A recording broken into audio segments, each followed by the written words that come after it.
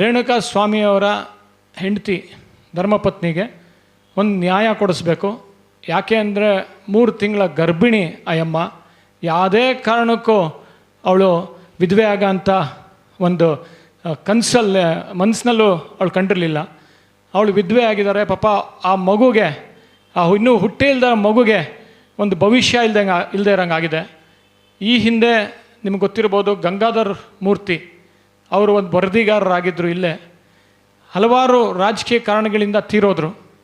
ಆಗ ನಮ್ಮ ತಂದೆ ಸ್ವತಃ ಅವ್ರ ಕೈಯಿಂದ ಒಂದು ಸ್ವಲ್ಪ ದುಡ್ಡು ಕೊಟ್ಟು ಇಡೀ ಕರ್ನಾಟಕದಲ್ಲಿ ದುಡ್ಡು ಕಲೆಕ್ಟ್ ಮಾಡಿ, ಅದು ಲಕ್ಷಾಂತರ ರೂಪಾಯಿ ಆಯಿತು ಆವಾಗಲೇ 80ರ ದಶಕದಲ್ಲಿ.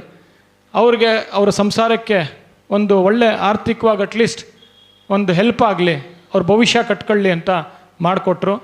ಈ ಒಂದು ಸಂದರ್ಭದಲ್ಲಿ ನಾನು ಕೇಳ್ಕೊಳ್ತೀನಿ ಇಡೀ ಕರ್ನಾಟಕಕ್ಕೆ, ಆ ರೇಣುಕಾ ಸ್ವಾಮಿಯವರ ಧರ್ಮಪತ್ನಿಗೆ ಬರೀ ನ್ಯಾಯ ಕೊಡಿಸೋದು ಅಷ್ಟೇ ಅಲ್ಲ, ಒಂದು ಆರ್ಥಿಕವಾಗೂ ಅವ್ರಿಗೆ ಸಹಾಯ ಮಾಡಬೇಕು. ನಾನು ವೈಯಕ್ತಿಕವಾಗಿ ನನ್ನ ಕೈಯಿಂದ ಒಬ್ಬ ಪತ್ರಕರ್ತನಾಗಿ ಒಂದು 20,000 ರೂಪಾಯಿ ಕೊಡ್ತಾಯಿದ್ದೀನಿ.